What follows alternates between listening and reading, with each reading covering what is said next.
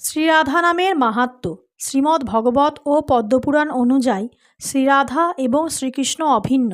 রাধা শব্দটি উচ্চারণের মাধ্যমেই ভক্ত পরমাত্মার সান্নিধ্য লাভ করেন। 1. পাপ বিমোচন ও মুক্তি।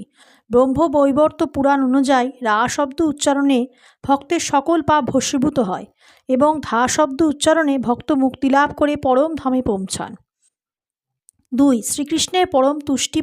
পদ্মপুরাণ ও নারদপুরাণ অনুযায়ী শ্রীকৃষ্ণ স্বয়ং রাধা নামের অনুরাগী। যে ব্যক্তি একবার রাধা নাম উচ্চারণ করেন শ্রীকৃষ্ণ তার অনুগামী হন।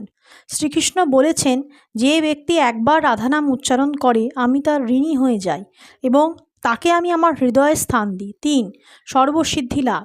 শ্রী চৈতন্য চরণামৃত গৌড়ীয় বৈষ্ণবশাস্ত্র মতে শ্রীরাধা হলেন লাদিনী শক্তি। তার নাম পাঠ করলে কেবল আধ্যাত্মিক শান্তি নয়, বরং পরম প্রেম ও ভক্তিলাভ হয়, যা জীবনের সর্বোচ্চ লক্ষ্য। জয় রাধে, জয় রাধে, জয় রাধে।